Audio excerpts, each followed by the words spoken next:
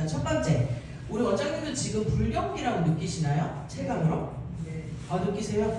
느끼시는군요. 네, 사실은 불경기가 맞죠. 이제 몇 년 동안 불경기인데 우리가 체감적으로 불경기라고 느껴지는 시기는 아니어야 맞아요. 왜냐면은 지금 대다수의 자영업을 하시는 분들 중에서 폐업률이 굉장히 높습니다. 지금 임대라는 글자가 어디에나 진짜 많이 보이잖아요. 진짜 잘 나가는 상가 쪽도 전부 다 임대고, 임대가 그렇게 제가 살고 있는 중심 상가에 그렇게 많이 붙은 걸 전 처음 봤어요.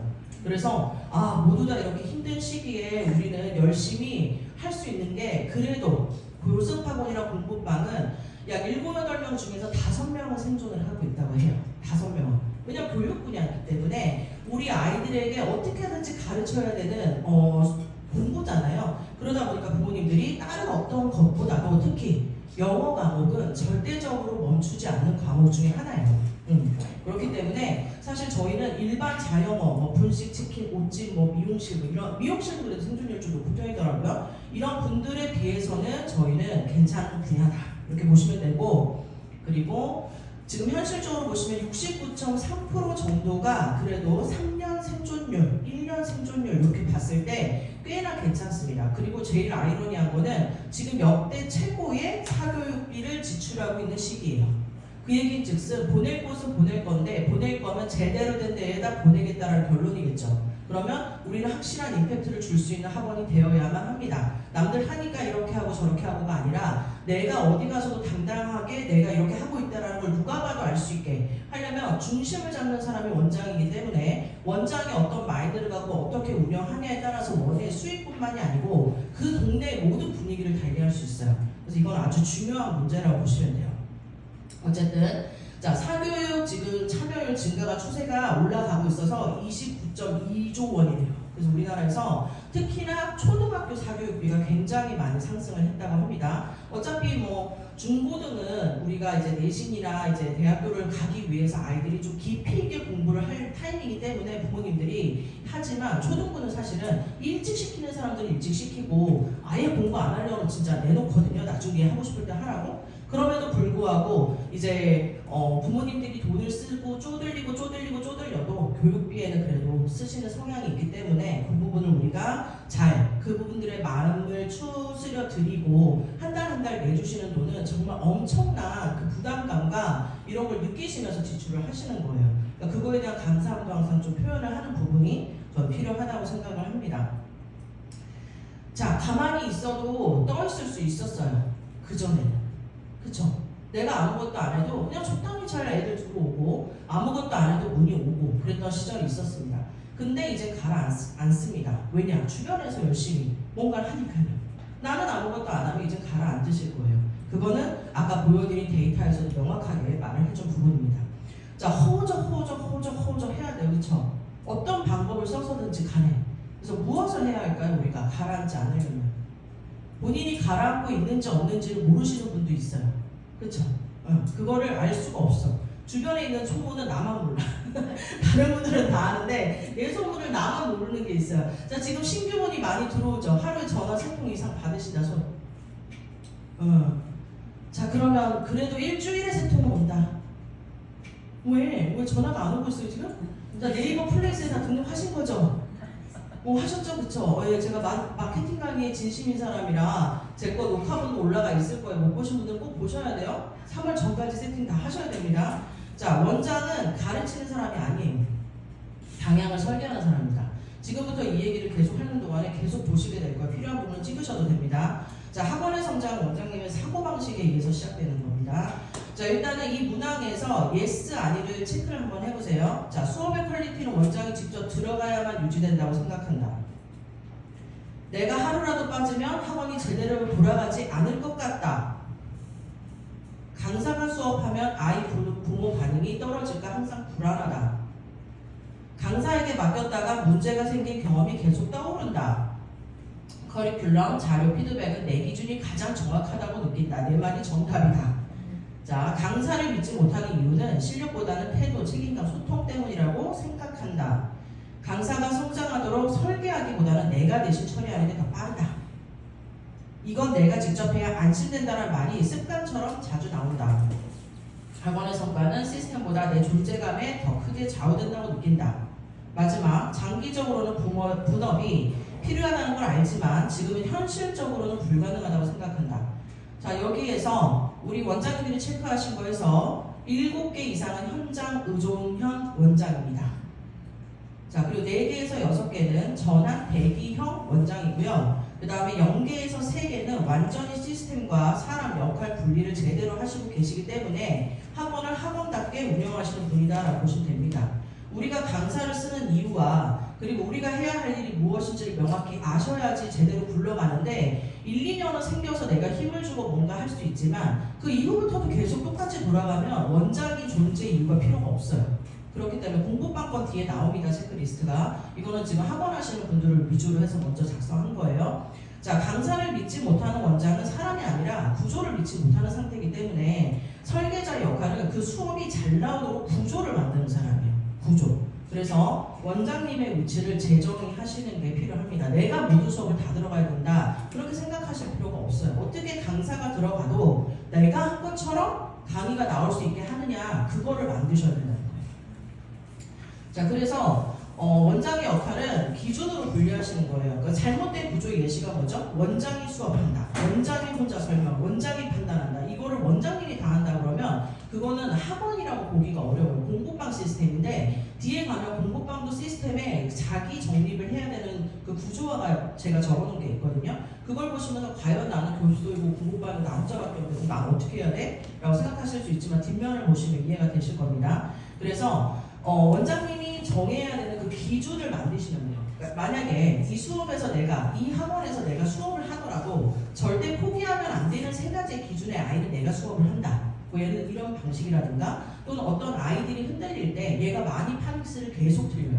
시험을 막 보고 또 봤는데 애가 울고 부모님이 이제 컴플레인 오고 막 이런다. 이런 경우에는 어떻게 내가 조치할 것인지. 그러니까 강사들한테 웬만한 아이를 70% 80% 할 수 있게 영향을 주더라도 정말 어려운 케이스의 경우는 저희가 핸들링을 해야 될 때가 있어요. 그냥 그 아이에 대한 소스를 몰라도 안 되고 그거에 대해서 개입을 해서 부모님과 완만하게 지나갈 수 있게 해야 되기 때문에 어떤 그런 부분을 강사들로부터 제가 계속 그 소리를 들어야 하고 그 아이가 어떻게 해왔는지를 내가 수업에 들어가지 않아도 알아야 된다는 뜻이에요. 그렇게 하기 위해서는 행정적, 구조적으로 그걸 알아야 되겠죠, 그렇죠? 그러니까 이렇게 명이 우리가 딱 이제 정해져 있는 기준 안에서는 내가 개입을 하는 게 당연히 마땅하다. 왜 원장이니까. 그래서 원장님이 수업을 다 들어가면 그런 거를 일일이 다 알기가 쉽지 않아요. 애들 원생이 특히 많은 경우는. 자, 그리고 수업을 실력이 아니라 순서로 만든다. 그러니까 강사를 못 믿는 이유는 그 강사가 나보다 더 뛰어날 수도 있어요. 당연히 학력이 더 좋으실 수도 있고 발음이 좋을 수도 있고 내가 설명하지 못하는 방식을 이미 많은 경력을 통해서 더 아이들에게 눈높이에 맞춰 설명을 해줄 수 있단 말이에요. 내가 말하는 게 정답이 아닐 수 있어요. 그러니까 나의 설명이 잘 맞는 학생이 있을 것이고 그렇지 않을 수 있잖아요. 그렇죠? 그러니까 이럴 때에는 우리가 누군가를 믿지 못한다는 게 아니라 각자의 방식이 존재하고 있기 때문에 그거에 대해서 그분이 하실 수 있는 걸 허용을 해주셔야 돼요. 네. 어느 일정 선에서 기준 안에서는 그분도 본인의 수업 방식을 표출할 수 있게 해주셔야 되는 부분이 필요하다. 그래서 기본 플로어가 있으면 거기에서 그 강사님의 역량을 플러스하는 거는 원장님이 얼마든지 허용을 해주실 수 있다. 대신에 이런 언변은 좀 자제해 주세요. 아이들한테 야! 라고 소리를 지른다든가 아니면 아이가 누가 못하면 그 아이를 너무 비교하는 말을 한다든가 수업 시간에 지적이 될 수 있어서 아이가 상처를 받을 수 있는 그런 부분에 대해서는 강사님이 아무리 티칭을 잘한다 하시더라도 우리가 그런 언어적인 거, 복장적인 거, 행동적인 거, 뭐 껌을 씹는다든가 자기 좋아하는 음악을 틀고 수업을 한다든가 등등 그런 것들에 대한 어느 정도 기준을 정해주시는 게 좋습니다. 자, 그리고 항상 기록을 시키셔야 돼요. 이게 뭐냐면 눈으로 남아있는 데이터를 만드셔야 된다는 얘기예요. 그러니까 느낌대로 저희가 수업을 하는 게 아닙니다. 그래서 항상 수업 후에는 강사들이 아이들에 대해서 남겨놓을 수 있는 체크리스트를 만드셔야 돼요. 그래서 꼬박꼬박 나에게 전달이 올 수 있게 그렇게 해주셔야 A반, B반, C반이 동시에 돌아도 저는 그 수업들을 다 할 수 있고 그 아이들이 뭘 하고 있는지 다 알 수 있어요. 그리고 그 아이가 예를 들어 어떤 책이 끝나간다. 그러면 이 아이의 다음 리딩 책을 어느 단계로 조정할지는 그 원장님이 그 강사님이 제일 잘 알겠지만 그래도 내가 이 아이를 상담을 초반에 했었고 저는 이제 보통의 아이들을 받으면 제가 초반에 상담할 때 그 아이에 대한 테스팅을 할 때 느낌이 있잖아요. 그거에 맞는 배정으로 선생님들을 넣어주긴 합니다만 그래도 적은 기간 동안에 제가 유달리 더 보는 애들이 있어요. 그러니까 예를 들어 어머님이 이 아이는 좀 약간 예민한 아이고 어떤 기질이 있다라고 저에게 특별히 엄지를 해주셨으면 저는 이제 강사님한테 코스하기 전에 제가 먼저 한다는 그 친구를 지켜보고 나서 반으로 분배를 하거나 그런 식으로 하고 있습니다. 자, 그래서 이런 식으로 강사들에게 전달할 내용, 그 아이에 대한 것도 세밀하게 얘기해 주셔서 강사들이 알 수 있게 해주는 것도 되게 중요한 부분이고, 그들이 또한 반대로 저에게 줘야 되는 정보를 반드시 전달을 해줘야 되는 거는 수업 시간 안에 있었던 사소한 일조차도 받아야 돼요. 그러니까 저희 겨울방학 특강 중에도 강사님이 오전에 수업을 하셨을 때 트러블이 있었어요. 근데 저는 그걸 어머님한테 들은 거예요. 제가 없었던 시간이지만 그 상황이 어떻게 된 건지 알아야 되는 건 양쪽 방향의 설명이 필요했기 때문에 그거에 대한 중재를 잘 해서 아무 일이 없었지만 강사가 저에게 그걸 노티스하지 않은 거죠. 저는 그 부분에 있어서 이야기를 했죠. 그런 일이 있을 때 저에게 무슨 일이 있어도 미리 말을 하거나 코멘트를 남겨놔라. 이렇게 해서 어떤 문제가 생길 때는 원장이 개입되는 기준에 대해서 강사님들이 알 수 있게 해주셔야 되고, 자, 그리고 원장이 없는 날을 저는 일부러 만듭니다. 저는 금요일마다는 수업을 하지 않습니다. 그래서 제가 없어도 강사들이 알아서 할 수 있는 시스템으로 돌아가져 있기 때문에 사실 뭐 제가 빠지고 싶은 날 빠져도 되지만 그래도 원장님이 언제부터 언제까지는 오시는 날이 있다라는 게 명확하고, 그리고 제가 쉬는 날을 가는 건 저에게 연락이 오지 않게, 그래서 제가 없는 거를 두려워하지 않게 그렇게 하는 것이 저는 필요하다고 생각합니다. 자, 그래서 아직까지 나는 이게 좀 두렵다라고 하시면은 천천히 한번 트라이를 해보시고요. 제가 빠져도 기록이 나한테 여전히 오는지, 내가 학원에 있지 않는데도 마치 학원에 있었던 것 같은 느낌이 드는지, 아니면 내가 나와 있는데 심지어 불안한지, 그들을 못 믿겠는지, 이런 것들을 점점 원장님이 손을 조금씩 떼야 학원이 커지는 거예요. 사람의 한계는 체력이 있기 때문에 원장님이 그 모든 걸 안고 가면 번아웃이 옵니다. 그래서 업무를 나눠주셔야 돼요. 자, 흔한 원장님의 이제 고민인데, 매출이 불안하고 또 학부모님 컴플레인이 두렵고 강사가 제일 무섭고 강사한테 청소도 안 시키고 무슨 말을 하기가 무서워요. 그렇죠? 이건 제 일이 아닌데요 할까봐 저도 사실 눈치를 보긴 하지만, 그럼에도 불구하고 우리가 이제 문제의 원인은 운영 기술이 아니라 관점인데, 이건 공부방이고요, 이건 교습소고요, 이거는 학원이죠. 그렇죠? 보습학원과 어학원에 따라 또 원어민을 둘 수 있느냐, 원서 수업을 할 수 있느냐, 이런 게 나눠지는데, 이건 어디까지나 내가 가장 중요하게 생각하는 게 무엇인지에 따라서 규모나 확장 부분을 고민하실 수 있다고 저는 생각을 합니다. 예를 들어서 자, 우리 원장님 중에는 이제 다양한 것들이 다 중요하다고 생각하시겠지만 1순위가 수입이신 분이 있을 수도 있고요. 그렇죠? 네. 자, 봅시다. 나 없이도 학원이 돌아가고 수익은 늘어나는 것을 원한다. 손 들어보세요. 그쵸. 오토 시스템 원합니다. 우리 그쵸? 자, 스트레스 없이 하는 게 최고다 나는. 손 들어보세요. 뭐 당연한 거죠. 그쵸? 이거는 그냥 베이스로 깔고 가는 거고, 혼자 조용히 사부자 적당히 워라밸 맞춰서 일하는 게 난 좋다. 누구를 관리하는 것도 신경 쓰는 것도 싫다. 이거 좋다. 손 들어보세요. 우리 원장님은 이미 모든 걸 이뤄보셨기 때문에 혼자 사부작하는 걸 원하시는 겁니다. 왜냐하면 대다수의 학원을 하셨다 공부방을 가신 분들이 이 생각을 많이 하세요. 사람들 돈 주고 찻대고 콧대리 남는 게 없고 혼자 신경 쓸 거 많고 막 이렇게 힘들다고. 근데 저는 제가 공부방을 했다가 교습소를 했다가 학원으로 나왔던 가장 중요한 건 내가 아니면 안 돌아가는 게 전 싫었어요. 네. 나는 말 그대로 여기에 내가 없어도 수익은 늘어나면서 안정화를 찾아가면 얼마든지 학원을 몇 개를 해도 운영 시스템을 갖추면은 하나를 성공시켜본 사람이 다른 걸 하듯이 그렇게 할 수 있다고 믿었기 때문에 그렇게 진행을 하고 있는데 후회하지 않습니다. 빚내고 시작했거든요. 네, 인생은 빚이니까요. 괜찮습니다. 자, 나는 하고 싶은 것을 하고 쉬는 게 좋다. 그래서 할 일만 하고 쉬어야죠. 저희도 사람인데, 그쵸? 당연히 저는 항상 24시간이 사람들이 모자른 줄 알아요. 저를. 근데 저 되게 많이 놀러 다니고 할 일 다 하고 정말로 시간이 많거든요. 그래서 보통의 연락이 안 오시는 이유가 제가 전화를 안 받을까 봐인데 전혀 그렇지 않습니다. 네, 저는 시간이 명확하게 많아요. 명확하게 시간이 많은 사람이에요. 네. 왜냐하면 아웃소싱을 많이 주거든요. 내가 할 수 있는 것들만 하고요. 나머지는 시스템을 다 갖춰놨기 때문에 내가 할 일만 하면 됩니다. 네, 그거를 만들어놨죠. 자, 그냥 아무것도 안 하고 싶다. 계십니까? 아까 7, 8명 중에서 5명은 생존하는데 가라앉는 2분이 되시고 싶은 건 아니시죠? 그렇죠? 자, 마인드는 아주 중요한 부분이에요. 네, 멍 때리고 싶으시고요. 가끔 멍 때려도 돼요. 우리도 사람이니까. 그렇죠? 힐링이 필요한데 꼭 원장님들이 힐링을 하려고 하면 학부모님들이 태클을 걸어요. 보강을 해달라는 둥, 자기네들은 맨날 여행 가면서 맨날 빠지고.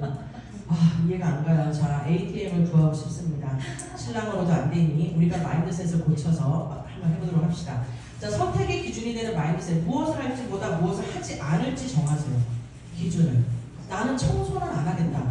그래서 아웃소싱을 돌리세요. 주 1, 2회만 당근에서 청소하실 분 구하잖아요. 2만 원라도 와서 아주 깨끗하게 해주십니다. 진짜예요. 그분들을 고정적으로 쓰시면은 편해요. 네, 그렇게 해주시면 되고, 자, 가장 스트레스가 되는 부분을 제거하세요.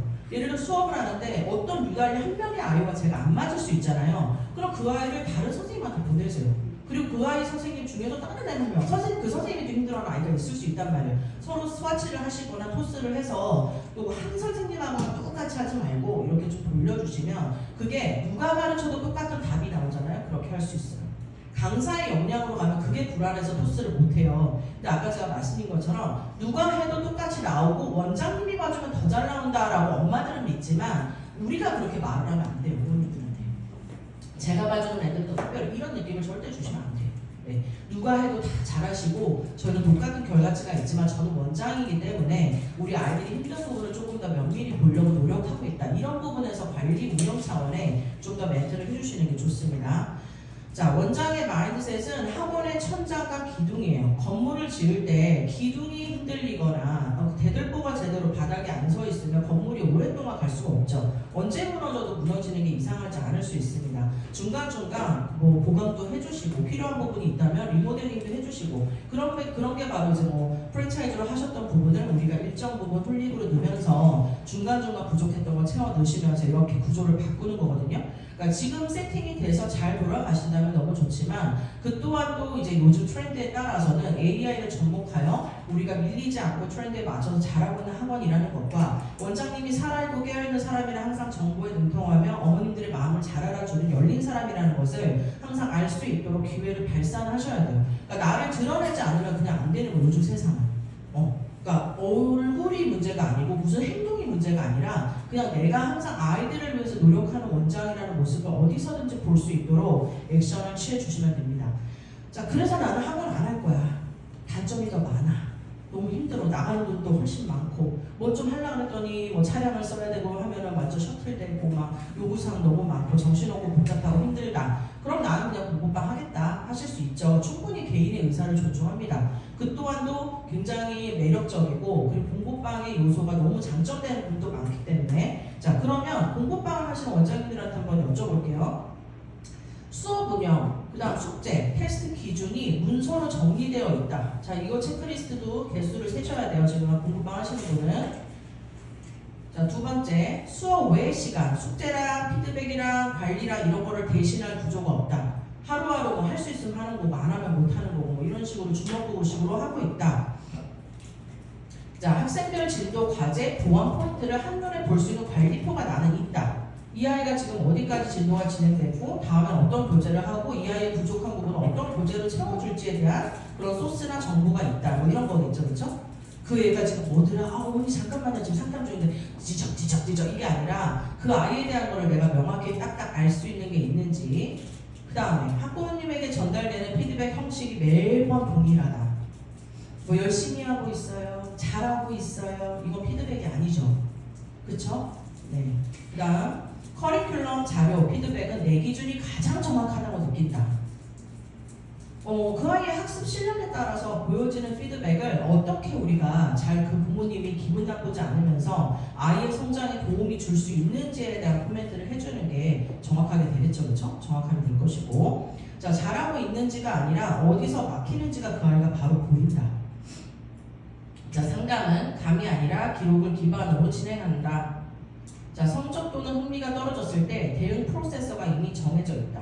예를 들어서 너무 앉아서 쓰기를 많이 한 홀릭의 같은 경우는 이 아이가 지루해 하면은 그때그때마다 조금 다른 액티비티가 들어갈 수 있거나 나름의 그 재미난 요소를 넣어서 이 아이의 흥미를 좀 전환시켜 줄 수 있는 그런 것들이 같이 구비되어 있으면 좋겠죠. 그래서 은숙 리더님이 진행하시는 그런 여러 가지 액티비티 보드게임이라든가 아니면 도구들 중에서 우리가 사실 만들 수 있는 게 되게 많은데 저는 다이소 같은 데 가면 애들 뭐 그냥 가지고 놀 수 있는 그런 게임들 있잖아요. 그런 것들을 가지고 되게 여러 개를 많이 만들기도 했어요. 알까기판 같은 걸로 만들기도 했었고, 그 다음에 메모리 게임 이렇게 뒤집는 거에도 거기에다가 이제 그냥 하얀 색깔 종이 붙여서 거기에 우리가 비동사랑 일반 동사 맞춰서 하는 거 이런 식으로 뒤집어서 하는 그런 게임들을 애들이 되게 재미있어하고 좋아하거든요.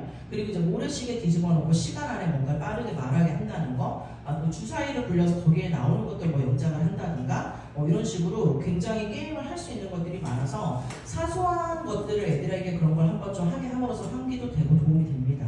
자, 학생들마다의 개별로 적용해 줄 수 있는 매뉴얼이 있다. 우리 공부방이지만 이게 있다. 자, 공부방의 기준은 시스템이 아니라 내 컨디션이다.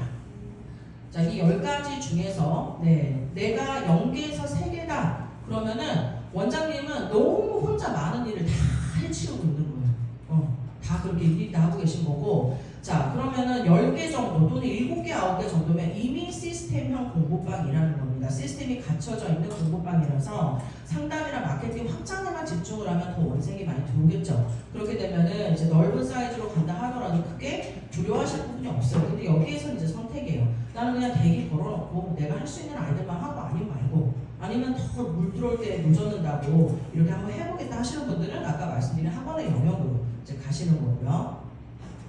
자, 그래서 공부방 교수도 원장에게 시스템은 사람 관리가 아니에요. 왜냐면 다룰 사람이 없으니까요. 결국은 누구를 관리하냐면 내 자신을 관리해야 하는 겁니다.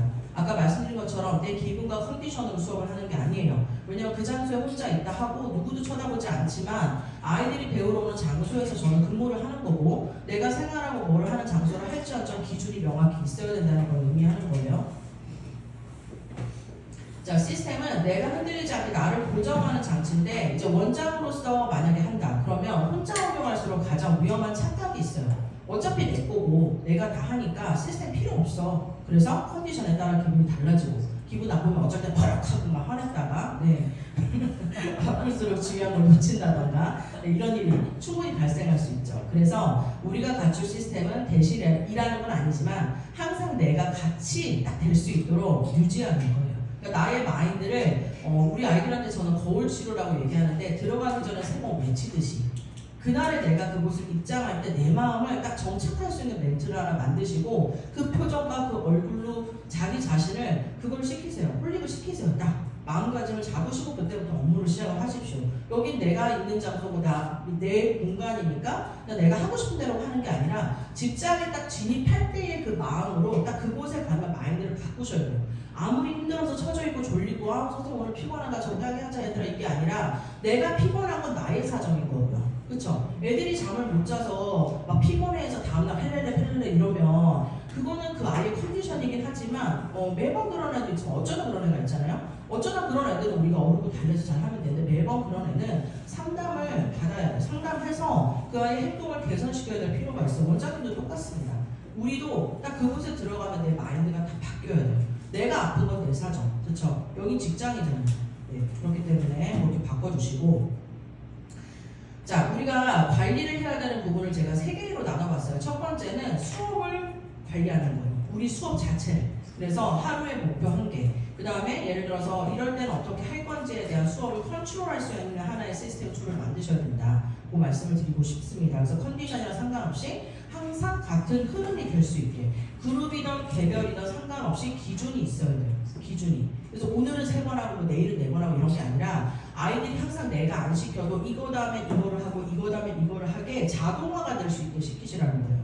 저는 그룹을 했다가 개별로 전환을 했고, 지금 저희는 한 반에 한 교실마다 10명씩 수업을 해요. 하지만 배우는 게 다 다른 무학년제 수업입니다. 저는 원서 수업도 하고 있고 홀릭 수업도 하고 문법도 하고 있고, 그 다음에 기본적인 ELT 교재 수업 4가지가 커리큘럼이 돌고 있어요. 그래서 기본 수업은 60분이고 심화반은 90분이고 중등부는 2시간입니다.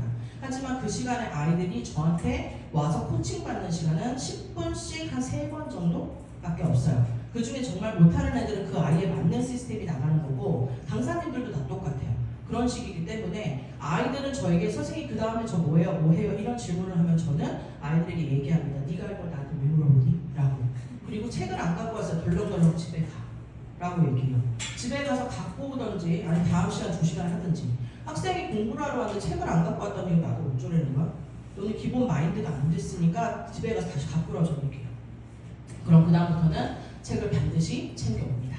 아니면 저한테 오기 전에 물어봐요. 선생님 저 책이 오늘 없는데 다른 수업을 먼저 해도 될까요? 라고. 아까 말씀드렸죠. 4가지의 커리큘럼이 돈다고. 피치 못하게 못 갖고 올 수도 있고 제가 프린트를 해줄 수도 있어요. 하지만 학생이 학원으로 올 때는 기본적으로 갖춰야 될 마음을 갖고 오는 거지 떨렁떨렁 올라오는 게 아니거든요. 그거는 너무 중요한 문제입니다. 그렇죠? 그래서 그런 거에 있어서는 안 갖고 오면 여기 혼나는데 숙제를 안 해오면 책임을 져야 하는 곳이라는 명확한 기준을 원장님이 만드셔야 돼요. 오늘은 안 되면 갖고 와. 그럼 다음에 갖고 와. 이렇게 하면 안 된다는 얘기예요. 자, 그 다음 자, 기록인데요. 아까 말씀드린 것처럼 아이들의 진도 체크, 그 다음에 수업 후에 그 아이의 어떤 뭐 얘가 뭐 비동사를 자꾸 헷갈려 한다. 그 이 아이를 어떻게 할 것이냐. 이 부분에 있어서 원장님이 기준이 있어야 돼요. 항상 비동사를 헷갈릴 때 아이를 S2로 보내서 한 바퀴를 돌려 시험을 보고 홀릭스텝 2의 뒤에 나오는 스토리 2장을 시켜봤더니 여전히 비동사 일반동사 헷갈리더라. 그런 아이는 이제 내 구두 설명, 강의 설명을 한 번 더 시킨 다음에 S3로 넘겨요. 그럼 S3를 끝난 애들은 웬만하면은 비동사 일반동사를 흔들리지 않습니다. 그래서 그걸 헷갈려하는 걸 아까 저기 한 원장님 말씀하셨는데 저도 대강은 안 넘어가요. 네. 그래서 그걸 모른다는 얘기는 앞으로 계속 올라가봤자 계속 흔들릴 거가 분명한 부분이기 때문에 걔도 피곤하고 나도 피곤하겠지만 한 번에 갈 수 있는 방법을 원장님 세팅하신 그 아이도 부모님도 나를 믿고 가는 거예요. 선생님이 시키는 대로 한 달만 해봐. 지겹지? 싫지? 이 책 같은 거 2번씩 하는 거 싫잖아. 선생님 역사 이 책을 3번 한 애는 없었어. 그럼 오류를 만들지 마. 이러면서 저는 얘기하거든요. 그러면 중등부 말 안 듣죠. 네, 말 안 들어요. 그래서 어쩔 때는 빵도 줬다가 어쩔 때는 먹을 것도 사주고 어쩔 때는 노래방 쏜다고도 하고 막 이런저런 말도 하면서 애들을 하지만 결국은 그래도 아이도 저와의 약속을 지키기 위해서 태도를 바꾸더라고요.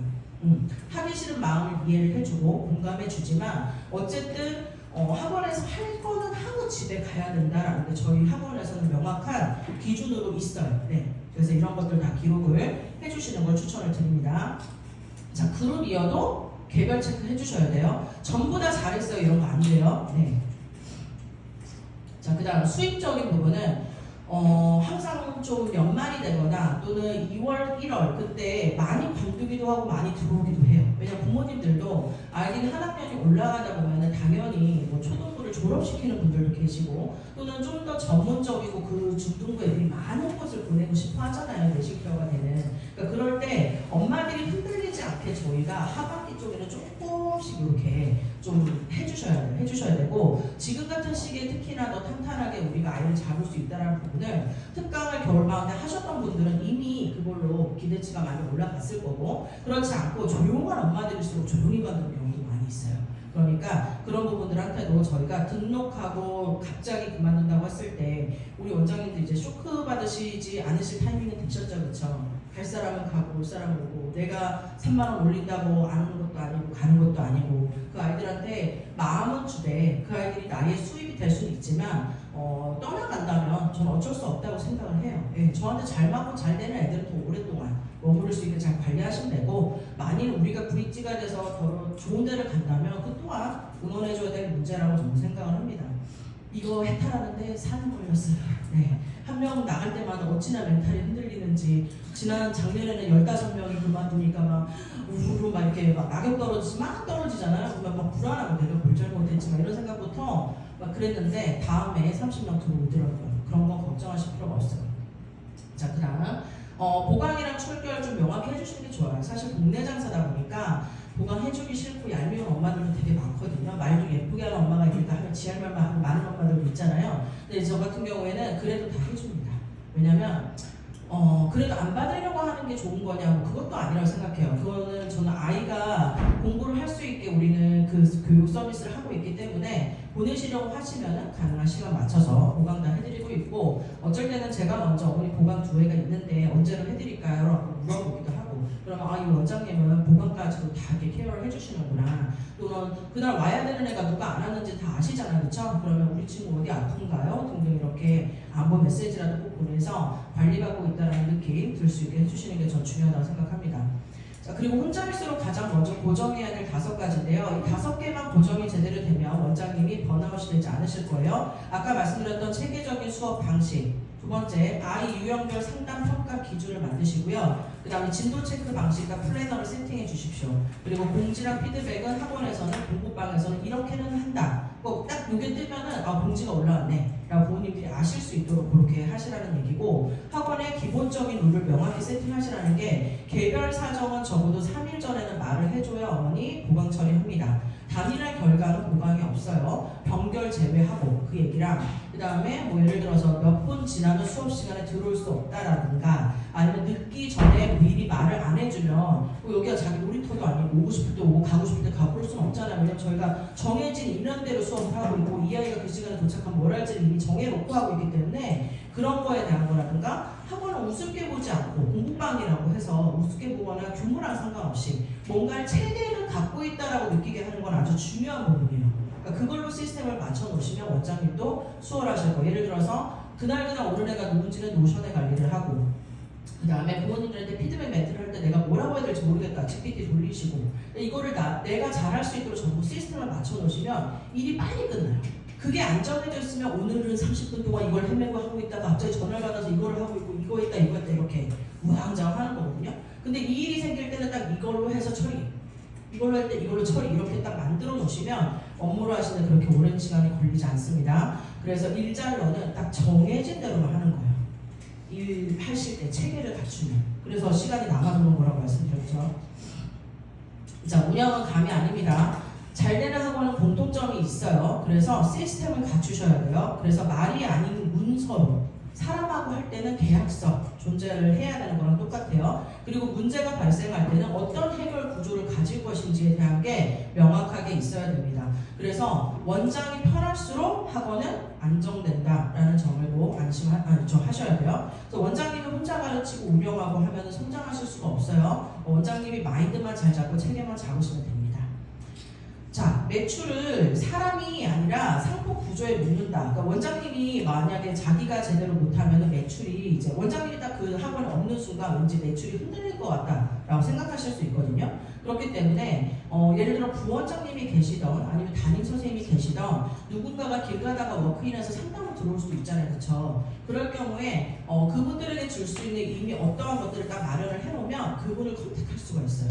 어머니 잠깐만요, 연락처가 어떻게 되세요? 이렇게 물어보고 원장하는 게 아니라 누군가가 워크인에서 들어왔을 때는 우리 플랫폼이랑 어떤 자료를 딱 마련을 해서 영어 올리고 비포 애프터를 적힌 사진이랑 메시지 같은 거랑 아까 그 테스트 그런 거 있잖아요. 그거 딱 하나 껴서 요거랑 우리 연락처 다이렉트 이제 전화통화 가능한 시간까지만 메모를 딱 적어놓으면 이제 그런 거 딱 전달되는 부모님이 여기 이렇게 해서 하면 되는구나 이렇게 받고서 추후에 전화를 하면 되는 거죠. 이런 식으로. 그리고 네이버 플레이스 같은 데에다가 이제 예약이 가능하신 시간이랑 이런 것들 다 관리하시고 후기 관리하시고 하셔서 누가 말해도 같은 결과가 나올 수 있는 구조의 형태로 원장님이 그러면 자기가 학원에 없든 뭘 하든 불안하지 않잖아요. 그렇죠? 그렇게 운영을 해주시면 좋습니다. 그래서 매출이 보통 원장님의 수업과 상담, 설명이 묶여있는 경우에 보통 많이 혼란스러워 하시는 거예요. 내가 없으면 안 될 것 같다라고 생각을 혼자 하고 계시기 때문에.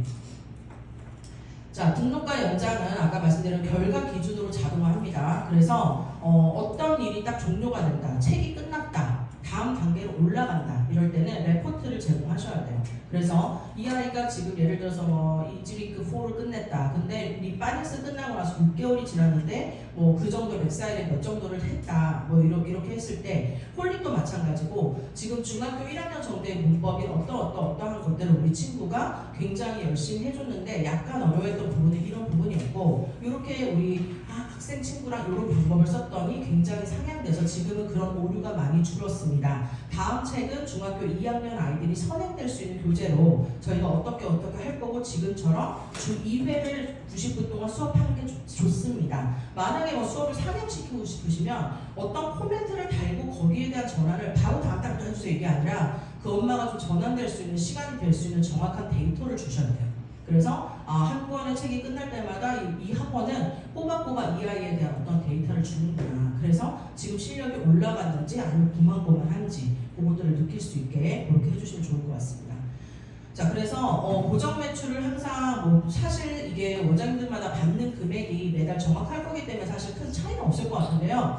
저희 번 같은 경우에는 횟수제예요, 사실은. 그래서 13회가 있을 때도 있고 11회가 있을 때도 있고 이번 달 같은 경우 10회인데 결국 사실 똘똘이거든요. 많이 받는 달이고 적게 받는 달도 있고 그냥 그 차이인데 3개월씩 결제시키는 곳들도 있어요.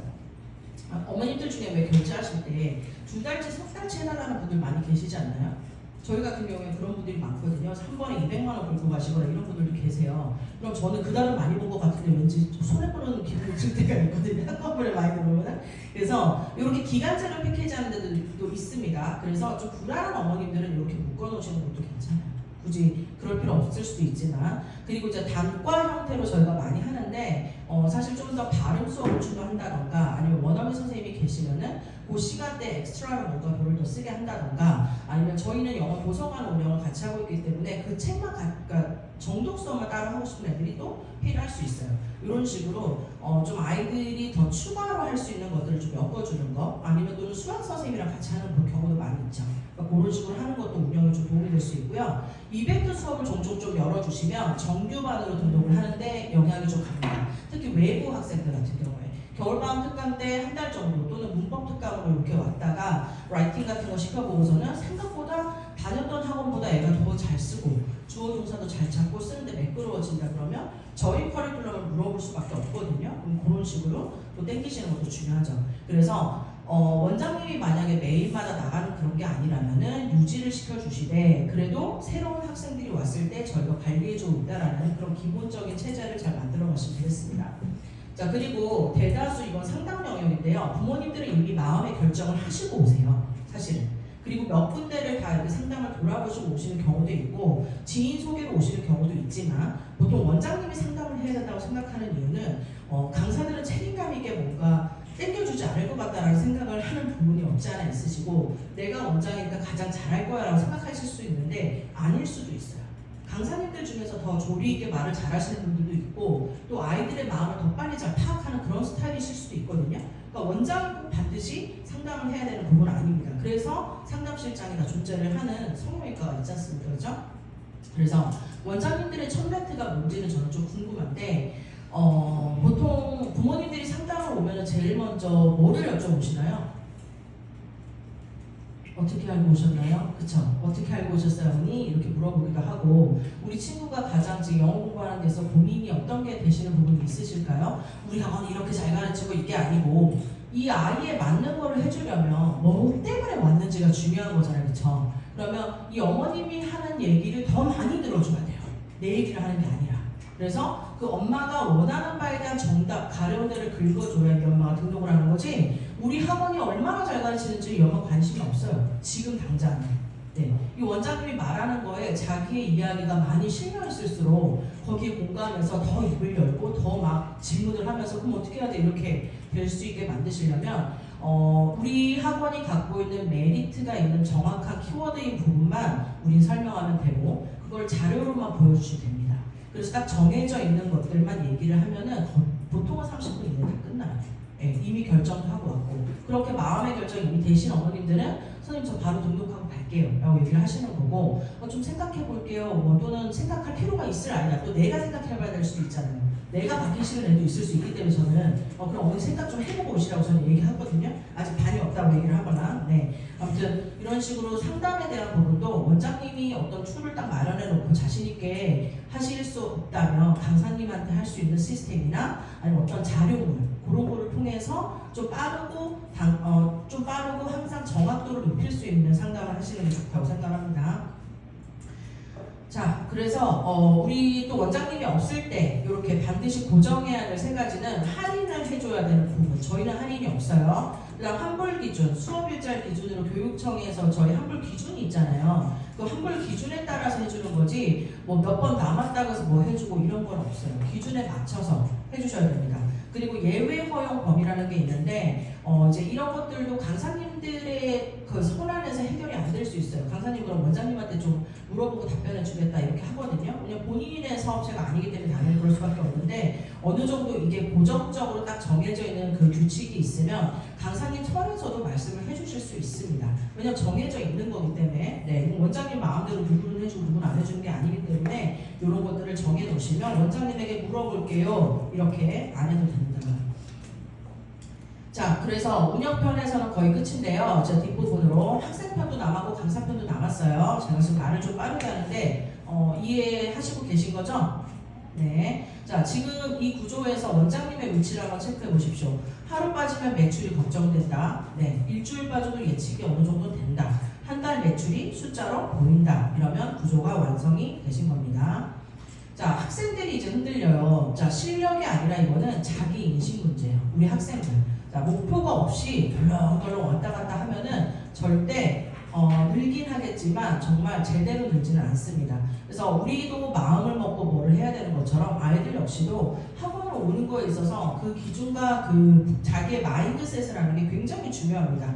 보통의 아이들은 자기가 이제 공부를 못한다고 생각하기 때문에 굉장히 위축되고 자신감도 많이 줄어져 있는 상태거든요. 특히 학년은 높은데 배워야 되는 단계보다 더 낮은 거를 배우는 아이들일수록 더 그럴 수 있는데 사실 그런 아이들을 잘 키우는 것이 우리가 해야 되는 교육자 일 중에 하나라고 생각하고 거기에 맞는 영어 훈리 교재가 굉장히 잘 저는 서포트를 해준다고 생각이 듭니다. 그래서 나병철 대표님의 강의를 들으면 누구든지 이해를 할 수 있고 우리가 힘들어서 강의를 하지 않아도 되고 그거를 시스템과 정착만 하면은 기본이 되는 이상의 아이들 다 올라올 수 있는 단계가 될 수 있거든요. 그래서 이제 시작하신 원장님은 그걸 믿고 순서대로 하시면 되는 거고 만약에 아이들마다 케이스가 다른 경우가 있다면 그 경험치를 원장님들이 배워가시는 거예요. 왜냐면 그런 아이가 다음에 또 오지 말란 법은 없거든요. 당연히. 자, 나는 지금 어디 좀 와 있는지 아이들이 알지 못하기 때문에 뭐를 해야 될지 모르는 거예요. 그 얘기인 즉슨 메타인지가 없다는 얘기입니다. 메타인지는 내가 아는 것과 모르는 것을 분별할 수 있는 능력을 메타인지라고 하지 않습니까? 그럼 우리 아이는 지금 자기가 오늘은 컨디션이 좋고 집중력이 잘 돼서 수업이 잘 됐어. 오늘은 선생님 저 피곤해요. 저 뭐 좀 뭐 해요. 뭐 이래서 안 해. 이게 아니라 아이들은 감정적으로 평가하지 마시고 우리 친구가 지금 앞으로 가야 되는 지향점에서 어느 정도에서 시작을 하고 있고 그 다음 단계는 어떤 거를 맛보게 될 거고 그 다음에서 네가 얼마나 하면 어디까지 갈 수 있는지를 아이들에게 알려주는 게 전 중요하다고 생각을 해요. 왜냐하면 자기는 안 살아봤기 때문에 미래를 모르거든요. 그리고 똑똑한 애들은 그걸 알아요. 그쵸? 자기 입지를 알거든요. 모르는 애들은 자기 입지를 알 수가 없어요. 관심이 없기 때문에. 그래서 그런 부분에서 우리가 이 아이의 위치를 알려줄 수 있도록 그런 걸 만들어줘야 돼요. 그래서 마인드셋의 핵심은 자기 위치를 먼저 인식시켜주는 거예요. 넌 최하 바닥이야가 아니라 이따구로 했다는 절대 뭐 점수가 어떻게 나올 수 없다 뭐 이런 얘기가 아니라 우리 친구가 지금 현실적으로 어려워하는 부분은 너만 그런 게 아니야. 모르니까 배우러 온 거니까 그건 너무 당연하지. 너도 잘 알고 싶은데 안 되는 거 선생님이 다 이해를 해. 그 네 몸과 마음이 크려고 하는 건데 그걸 선생님이 나쁘다고 하는 게 아니야. 그걸 이겨내기 위해서 어떤 노력을 하고 있는 부분에 있어서 너도 너를 한번 생각해봐. 등등 우리 친구들이랑 좀 진중한 대화를 해볼 필요가 있어요. 그래서 메타인지가 중요한 부분인데 그럼 과연 이 아이들의 메타인지를 도대체 우리가 어떻게 뭘 해주느냐.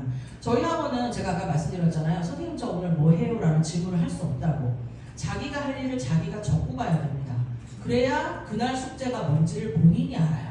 본인 숙제가 뭔지 모르면 집에 가서 안 하겠죠. 숙제를 안 하고 다음날 오면 당연히 잊어버립니다. 그럼 배웠는데 왜 모르니라고 시작하면서 그때부터 잔소리 릴레이가 시작이 되겠죠? 그렇게 되지 않게 하기 위해서 학생이 오자마자 저한테 인사를 하고 자리에 앉아서 자기 할 걸 핍니다. 그리고는 저한테 한마디 말을 안 걸고 할 게 끝나면 딱딱딱딱 기계들처럼 갖다 내요. 네. 숙제는 앞에 자리에다 다 갖다 창창 놓습니다. 그럼 전 아이들이 가기 전에 그거를 다 채점을 해서 줄 때도 있고 채점을 못할 때는 제가 킵을 했다가 사진을 찍어서 보내주든 아니면 아이들이 다음 시간까지 해도 되는 숙제일 경우에는 자기 폴더 안에 넣어놓습니다. 저희는 셀프 플래너고요. 자, 원서를 하는 곳인데 원서를 다 셀프로 빌려가요. 그리고 채점도 본인이 셀프로 해야 되고요. 셀프 녹화를 해서 전부 다 저한테 올라오도록 만들어져 있으면 이거를 강사님들 방에 제가 애들이 읽은 걸 다 보내줍니다. 강사님들이 리체크해서 제대로 해석을 못했거나 목소리가 안 들리는 아이들은 따로 다시 불러서 녹음을 시켜요. 그래서 이 아이들 것만 봐도 제가 이 애가 어떻게 수업을 했는지 제 교실이 아니어도 알 수 있겠죠? 당연히 강사님들도 저한테 어떤 피드백을 전부 다 똑같이 올려주기 때문에 제가 알 수 있습니다. 자, 요점 정리 잠깐 하자면 학생이 흔들리는 이유는 실력 부족이 아니다. 목표와 기준이 없으면 감정이 학습을 판단한다. 학습 안정성의 핵심은 자기 위치를 아는 것이다 라고 얘기를 드립니다. 자, 그래서 애들이 안 해요. 말해도 안 들어요. 저도 알아요. 저도 사춘기 애들이 많기 때문에 맨날 저랑 딜을 하려고 하고 이런 것 때문에 너무 스트레스를 받고 힘드시잖아요. 그렇죠? 그렇긴 하지만 우리 아이들을 저희도 그 과정을 거쳐왔을 거예요. 그걸 우리가 지금 모를 뿐인 거지. 아이들이랑 요즘 애들은 다르잖아요. 저희가 살아왔던 세대랑 다른 아이들이기 때문에 이 아이들을 이제 이해를 해주고 시작을 해주셔야 돼요. 그래서 아이들에게 루틴이 될 수 있게 그래 우리가 피드백도 주고 작은 성취를 한 개 한 개씩 만들어갈 수 있게 해주셔야 돼요. 너 오늘 잘했어 못했어 이거는 그냥 평가예요. 평가. 그런 말을 많이 굳이 쓰실 필요가 없어요. 그래서 이 아이 스스로가 자기가 성취되고 있다는 걸 느끼게 해주실 수 있도록 아이를 전환시켜 주셔야 돼요.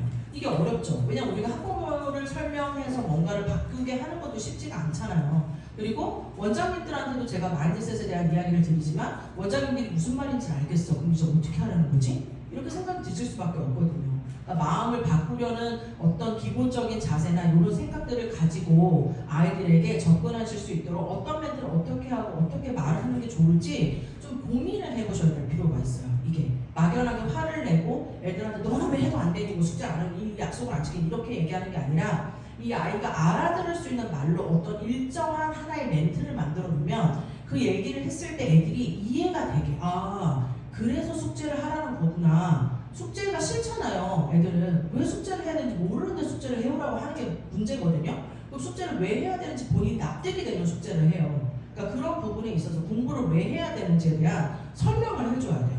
그러니까 그렇게 해서 애들이 내 편이 될 수 있게 만들어 주셔야 됩니다. 그래서 지금 잘 되고 있는 거, 너 맨날 숙제를 해주는 거 너무 잘하고 있는 것 같아. 선생님 생각할 때 진짜 이렇게 하기 쉽지 않은데 학원도 많이 다니고 힘들 텐데 진짜 대견하다. 근데 이런 부분은 조금 아직 어려워하는 것 같으니 이 부분을 어떻게 하면 우리가 좀 더 같이 잘할 수 있을지 네가 원하는 거랑 선생님이 제시하는 방법을 한번 생각해보자. 이렇게 얘기를 하고 그 다음에 그래 네 얘기도 들어봤어. 그럼 너는 이렇게 하는 건 된다는 거지. 시간도 되고 네 나름대로. 그럼 그 부분에서 스스로 하고 싶은데 게임이 안 멈춰져서 뭐가 잘 안 돼. 그러면 그 시간대에 선생님이 너한테 전화 좀 해줄게. 또는 뭘 모르는 게 있으면 사진 찍어서 나한테 보내고 내가 그 시간에 보게 되면 바로 너한테 연락해줄게. 이런 식으로 아이가 어떤 궁금한 저 몰라서 못했어요. 뭔지 몰랐어요. 이렇게 얘기하는 경우도 많고 되게 무책임하게. 그럴 때에 아이에게 있어서 조금 도움을 줄 수 있는 그런 좀 어떤 툴을 만들어 두면 조금 그래도 친구들이 해보려고 한다는 마음을 가질 수 있게 막연하지 않게 도와줄 수 있습니다.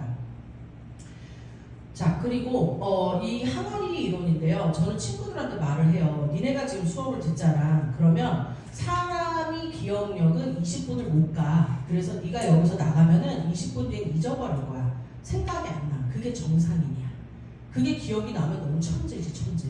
그래서 저는 얘기를 해요. 그래서 대다수의 사람이 다 잊어버리기 때문에 네가 잊어버리는 건 너무너무 정상적인 행동인데 그러면 중요한 거는 다음 시간에 올 때까지 이 20%가 거의 마이너스가 돼서 막 1%, 5% 이렇게밖에 안 남는단 말이지. 그럼 수업 시간에 와서 또다시 그 내용을 들어야 되고 또 이해가 안 가는 거 또 너무 머릿속에 집어넣으면 시간이 걸리잖아. 그럼 이제 어떻게 해야 돼?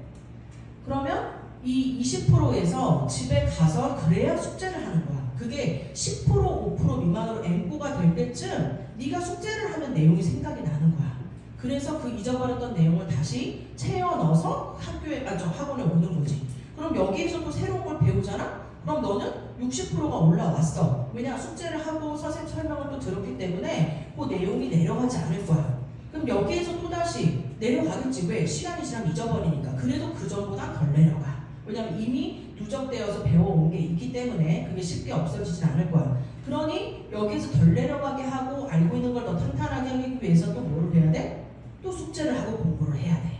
그렇게 해서 80%를 채우면 웬만한 건 더 이상 이제 잊어버리지 않고 더 응용할 수 있는 힘이 생기는 거야. 그래서 네가 못하는 게 아니라 너의 노력 부족이 아니라 너는 지금 할 수 있는 체계적인 어떤 부분이 시간적으로 맞지 않고 감정적으로 하려고 하기 때문에 그런 거니까 그거를 정할 수 있게 해주시면 돼요. 그래서 우리가 자신감이 생길 수 있게 아이들을 해주셔야 아이들도 믿고 나를 따라오고 그 다음에 이거 되는 거네. 선생님 나 이거 빨라서 못해요. 이거 시간 안에 못해요. 애들 다 그렇게 얘기하거든요. 근데 되네? 이거 되는 것 같아요 선생님. 제가 혼자 해볼게요. 이런 얘기들도 아이 스스로 못할 것 같은 아이조차도 하게 되고 말 안 듣는 진짜 얼굴이 우글우글 해주면서 못한다고 화내고 가방 싸고 혼자 나가는 중이도 어르고 달래서 할 수 있다는 자신감을 주면 스스로 합니다. 네, 조용히 앉아서 다 해요. 네, 물론 물론 걔랑 밀당하는 시간이 처음엔 있었지만 지금은 이미 이렇게 항아리를 채워줄 수 있는 방법을 설명을 해주고 나니까 아이 스스로 앉아서 진득하게 합니다. 자, 말 그대로 거울 치료예요. 아이에게도 자기 암시를 해주세요. 중학교 과정은 쉽지 않지, 그치? 네가 하는 게 어려워. 이게 쉬운 건 아니야. 하지만 일생을 살면서 단 한 번만 배워야 한다면 여러 번을 반복하는 것보다 수업을 할 때 한 번 제대로 하면 좀 더 좋지 않겠어? 그치? 집중하는 모습을 이번 시간에 스스로 마음을 먹고 들어가자. 할 건 하고 말 건 말고가 아니라 오늘 수업 시간 안에 배울 수 있는 내용은 내가 집중해서 해보겠다는 마음을 먹고 하는 거랑 그냥 하는 건 달라. 그래서 거울 보고 들어오면서 속으로 3번 혼자 말하고 들어오세요 라고 얘기하면 되십니다. 자, 그래서 대부분의 학생은 점수나 등수나 맞는 개수로 자신을 평가하죠. 그렇죠? 그렇지만 자기인식이 생기는 학생은 지금 나는 뭐 중하위권, 예를 들면 뭐 반에서 몇 등 정도인데 이 부분까지는 제가 조금 잘 되는 것 같고 여기 부분은 잘 모르는 것 같아요 라고 본인이 알 정도면 굉장히 발전이 있는 상태라고 보시면 돼요. 사실 못하는 애들은 이 정도로 생각을 못하죠. 본인이 뭐가 문제인지를 모르니까. 그런 애들은 기초적인 걸 한다 하더라도 그 아이가 가지고 있는 그 범위 내의 문제에서만 조금만 허들을 넘어도 그 부분은 또 그 아이의 행동에 대한 건 칭찬을 해주셔야 돼요. 그리고 우리도 그 아이를 빠르게 뭔가를 바꾸려고 생각하지 마시고 이 아이가 허용하는 범위 내에서 그렇게 해주셔야지. 그래서 개별 맞춤 수업이 훨씬 저는 좋다고 생각을 합니다. 왜냐면 그룹으로 했을 때 그 본인도 알잖아요. 본인이 잘 못하는 걸. 근데 그 많은 애들 중에서 모르겠다고 손 들고 물어볼 수도 없고 그렇다고 남아서 질문할 수도 없고 뭐 되게 애매하거든요. 사실은 그런 부분에서 그 아이가 모르는 부분을 먼저 선생님이 어떻게 도와주고 학습하게 할지 그걸 신경 써주면서 체크를 해주시면은 아이도 스스로 조금 더 그 고민을 해결할 수 있도록 노력을 하게 될 겁니다. 그래서 자기 자신을 알아야 된다. 아까 말씀드렸던 메타인지랑 같은 거예요. 자, 제가 작년이죠. 11월 3일에 저희 그 세미나 했었어요. 그때 혹시 오셨었던 분 계신가요? 포럼? 네, 오셨었어요. 미래형 학원 만들기를 제가 마지막에 강의를 했었어요. 네, 맞아요. 했었어요. 그때 제가 했었던 이야기 중에 하나인데 자동화된 습관으로 아이들이 할 수 있도록 조절을 하는 거예요. 그러니까 IQ가 이해를 위한 머리 지능에 대한 능력치라면 EQ는 감성이라고 우리가 흔히 얘기를 했었잖아요. HQ는 공부가 멈추지 않게 하려고 만드는 시스템을 HQ라고 하거든요.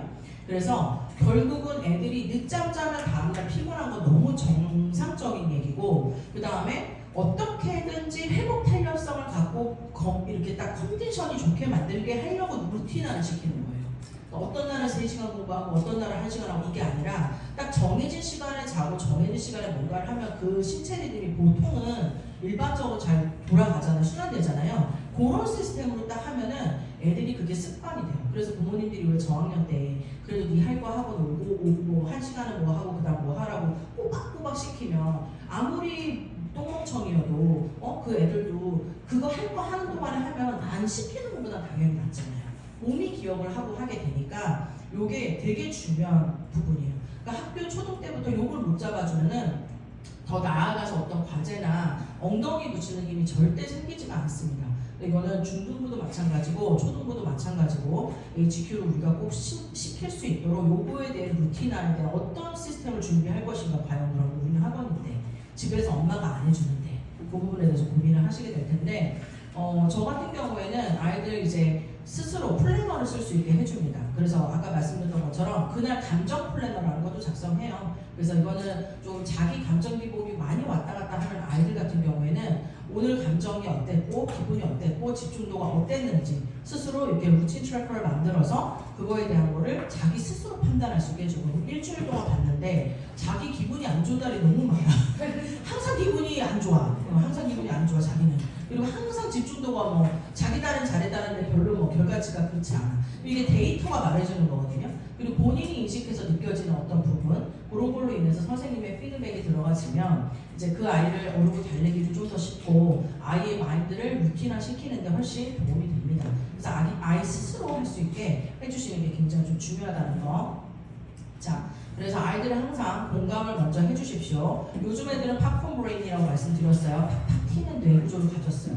너무 스마트폰도 많이 보고 게임도 많이 하고 책도 안 읽고 문해력이 떨어지고 집중도가 없기 때문에 이 아이들을 이해해주고 시작을 하셔야 돼요. 네, 그래서 이런 아이들을 위해서 저는 부모님들이랑 이제 상담을 한 적이 있었어요. 그래서 네이버를 통해서 부모님들에게 상담 요청을 받고 질문지를 넘겨서 이 아이들에 대한 이제 얼마나 부모가 알고 있는지에 대한 것들을 한번 이렇게 받아가지고 상담을 할 때 이 데이터를 근거로 부모님이 갖고 계신 생각, 그리고 저희가 수업에서 봐왔던 아이의 행동, 그리고 앞으로 어떻게 하면 좋을지에 대한 솔루션, 이런 것들을 같이 제공을 해드렸더니 너무 좋아하셨고요. 그리고 저는 예전에는 미술 심리 상담도 아이들한테 해본 적이 있었어요. 부모님이랑 같이 불러서 했던 적이 있었는데, 그때 이제 어린 친구라 이제 그림을 직접 그려서 그 앞에서 제가 어머님에게 직접 보고 분석해드리는 걸 하긴 했었는데, 요거는 그냥 몇 년 전에 보여주기 식으로 한 팀만 해본 거고, 근래에는 이제 심리 상담 검사를 우리 지금 수용합평방에 있는 원장님들한테는 한번 싹 다 같이 단톡방에서 제가 시키는 루틴대로 하실 수 있게 진행을 시켜드렸습니다. 그래서 저만 했던 게 아니라 저는 저희 학원에서 제가 먼저 처음 해봤던 거죠, 작년에. 그래서 이렇게 폼을 만들어서 문장 완성 검사에 그 문장을 만든 거예요. 초등부, 그러니까 이제 초등 저학년, 고학년, 중등부 문제를 조금 다르게 만들어서 애들한테 채워오라고 시키면 돼요. 그리고 저학년이랑 뭐 이제 초등부, 고학년 정도까지 그림 검사까지 진행을 해서 이거를 AI에 돌리는 거예요. AI에다 돌리면 이렇게 다 분석을 해줘요. 그 분석을 해주면은 이거를 일정 부분 정해져 있는 우리 툴을 하나 만들어서 거기에 이 아이에 대한 거를 이렇게 넣는 겁니다.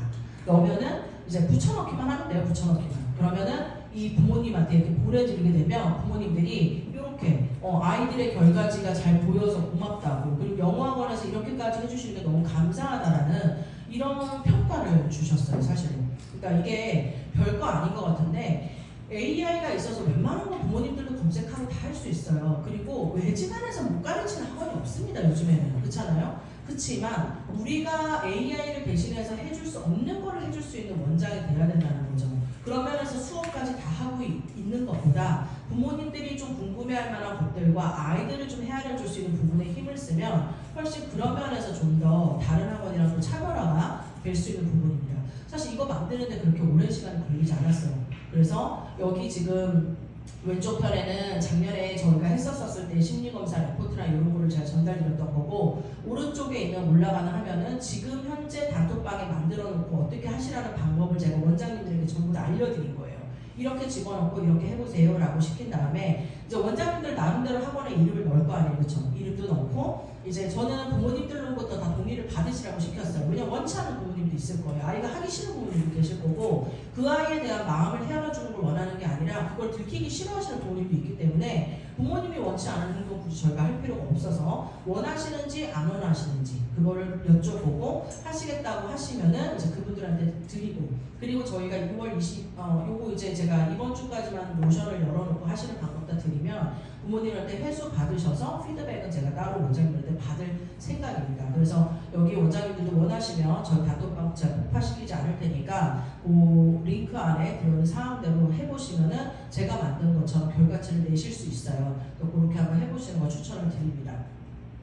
자, 그리고 저는 AI로 종이책도 만든 적이 있고 전자책을 만든 적이 있어요. 그래서 아이들이랑 같이 자기 이야기의 스토리를 만드는 거를 이렇게 프로젝트 수업으로 진행을 하면은 요즘 엄마들 중에는 꽤나 이런 부분도 굉장히 흥미롭게 생각하시는 분들이 많이 계시거든요. 그래서 이게 별로 그렇게 어렵지가 않아요.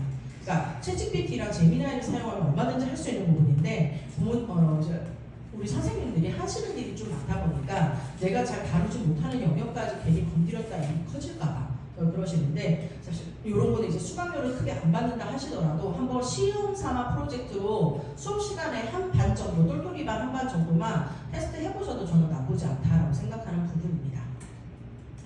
자, 그래서 저희가 친구들이 이렇게 그 신청전 있잖아요. 그거를 이렇게 쓴 거를 제가 이걸로 만들었어요. 그래서 그룹에서 돌리면은 요 그림책으로 요 라인을 이렇게 만들어줘갖고 마지막에 시청이가 이렇게 떠오르는 그거 제가 단톡방에 한번 올린 적 있었는데 이렇게 만들어서 우리 친구한테 카톡으로 보냈어요. 그랬더니 네가 쓴 스토리로 선생님 만들었어. 그랬더니 잘 만드셨다. 신기하네요. 이렇게 보내준 거예요. 그래서 애들은 참 별거 아닌데도 요즘 뭐 세상이 워낙 빠르게 바뀌지 알겠지만 우리 선생님이 뭐 이런 것도 하는구나.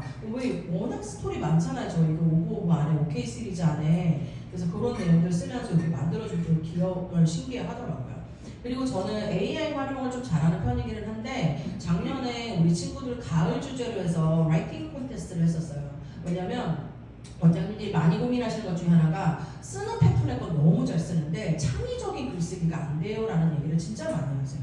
근데 언제 그러면 좀 더 크리에이티브한 글을 쓸 수 있는 건가요? 라는 질문인데 이거는 어휘도 많이 알아야 되지만 한국어 책도 많이 읽어야 되는 부분이고요. 한국어 독후감도 안 써본 애들이 무슨 수로 그 어떤 줄 한 줄과 그림을 보고서 자기의 상상력을 풍부하게 해내겠습니까? 그래서 저는 보름 동안 연습을 시켰어요. 똑같은 그림 종이를 주고 AI로 가을과 관련된 걸 만든 다음에 애들한테 그걸 배포를 해서 하루에 한 명씩 다 그걸 영어로 쓰게 올린 거예요. 그럼 애들이 맨날 똑같은 거 써요. There is 뭐 어쩌고저쩌고 이런 것만 써. 뭐 어디가 on the table이고 under the table이고 맨날 이런 거만 나와서 그런 거 말고 가상의 이름을 만들어. 사람이 있으면 제인도 만들고 턴도 부른 다음에 걔네들끼리 뭘 했네, 무슨 얘기를 했는데 어쨌네 이렇게 네가 만들란 말이야. 그게 어려우면 한국어로 일단 먼저 적어봐.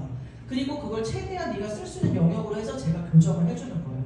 그러면 이런 식으로 좀 쓰다 보면은 상상력이 좋은 친구들은 막 별별 얘기를 막 우주로 보내고 막 아무튼 재밌게 쓰는데 그래도 얘들은 이게 재미난 거예요. 나름대로 자기 딴에 이야기를 만드는 게. 그래서 이런 식으로 해서 했더니 어머니들이 짧은 시간 안에 못 쓰던 글쓰기가 더 확장됐다라고 되게 좋아하셨어요. 그래서 봄, 여름, 가을, 겨울 시즌 주제나 뭐 할로윈이나 크리스마스 같은 그런 빅 이벤트가 있는 그런 시기 때 주제를 넣어서 좀 하시면 좋지 않을까 하면 좋을 것 같습니다. 자, 그 다음에 이거는 플래너 이제 작성하시는 건데요. 항상 다 플래너 쓰고 계시는 분도 계시고 아니신 선생님들도 계실 것 같긴 한데 홀링만이라도 아마 플래너를 좀 써보세요. 그러면 아까 어떤 원장님 말씀하셨는데 아이들이 와서 자기가 해야 될 거 뭔지를 알잖아요. 그러면 굉장히 10명이 있어도 스터디 카페처럼 조용해요. 자기 할 걸 다 해요.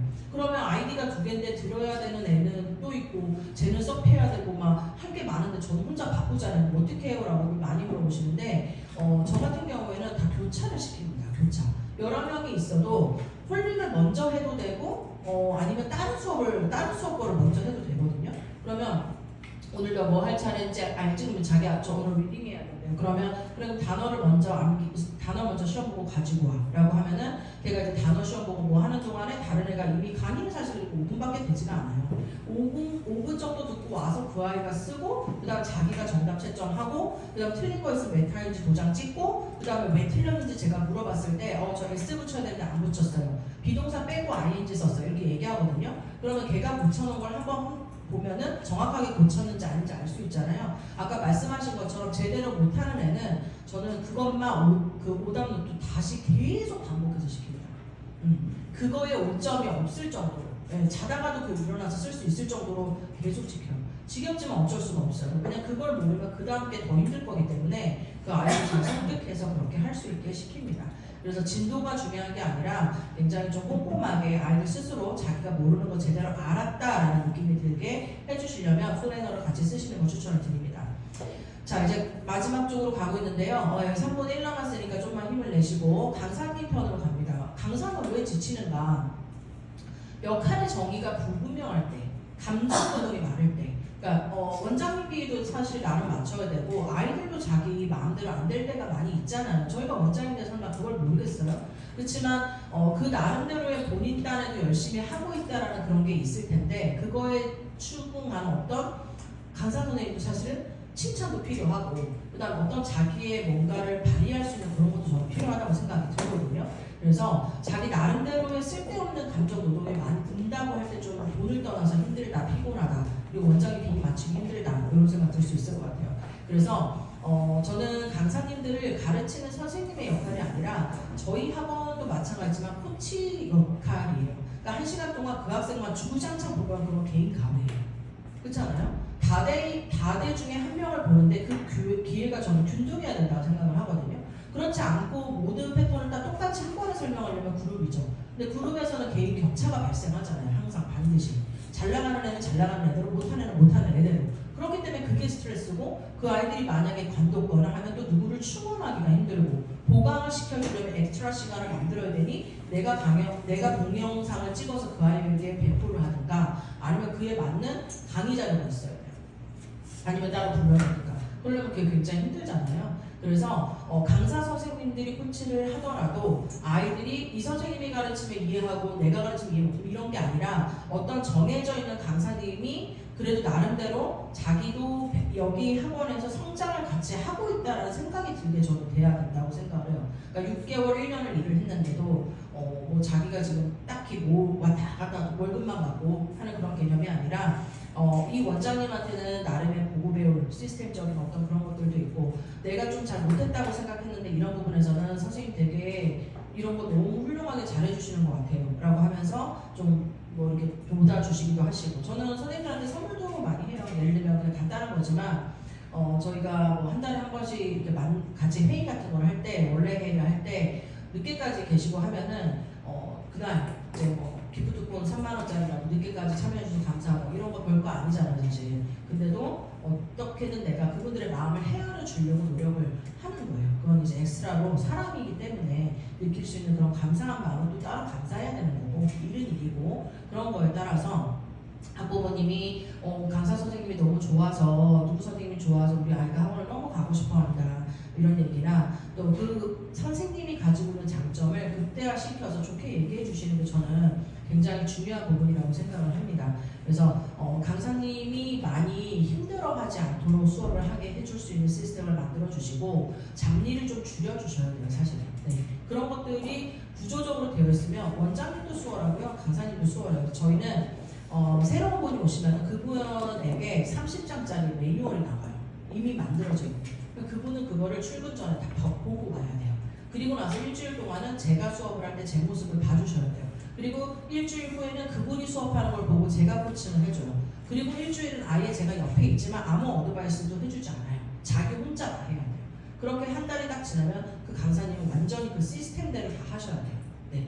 그렇게 해서 누구나 그것만 알면 그 플로어만 알면 다 가르칠 수 있게 자기가 알고 있는 지식선 안에서 전부 다 알려줄 수 있도록 구조가 되어져 있습니다. 자, 강사를 밑자가 아니고 퀄리티가 떨어질 수 없게 만드는 구조 아까 말씀드렸죠. 저희는 어떤 진행 방식이 있으면 제가 추가되는 게 있으면 공지사항에다 올려요. 그리고 저한테 사진이라든가 이런 것들을 다 보내고 애들 걸 다 올라온다 그랬잖아요. 근데 제가 그거를 보내는 이유는 제가 안 잊어버리려고 정말 보내는 거고 선생님들이 확인하시는 시간은 자기들 마음이에요. 제가 진짜 급한 게 있을 때는 그 강사님한테 따로 물어봐요. 그게 아니고서는 어느 시간 언제 확인하든 저는 신경 쓰지 않습니다. 네, 그런 식으로 하고 있고 그 다음에 매뉴얼대로 합니다. 누구 선생님 잘했어요 못했어요가 아니라 그대로 안 하셨으면 선생님 단어 테스트 저희 10개 봤을 때는 이 2개까지가 커트라인 기준이에요. 20문제 봤을 때 마이너스 5개 이상은 그 책 다시 하거나 재시험 3번 이상 그 책 다시입니다. 이게 정해져 있어요. 그래서 저한테 시험 결과를 탁탁탁탁 다 올려서 누구 패스, 누구 그 다음 책, 누구 어치브먼트 다시 봅니다. 이 기준을 원장님 이 친구 어치브 다시 봐 이렇게 안 물어본다는 뜻이에요. 그렇게 할 수 있게 해주시고 그 강사의 개성이 말씀드린 장점일 수도 있지만 단점일 수 있어요. 그 사람이 관뒀을 때 그 부분에 대해서 생각을 해보셔야 돼요. 그래서 일률적으로 수업을 해주시는 게 더 중요하다 그 말씀 드리고 싶고요. 그리고 이제 원장님 수업 참관 없이 기록만 확인해도 불안하지 않게 하기 위해서 강사를 잘 보고해 주셔라 그 말씀 드렸는데 이게 안정 실행자 단계예요. 중간 단계. 이 정도면 그래도 벌 만큼 벌고 강사들 있을 만큼 자기들이 있으면서 할 거 하고 시스템 잡혀가는 그런 구조라고 보시면 되고 그 다음에 부분 설계자는 조금 그래도 잘 하시는 선생님이 내가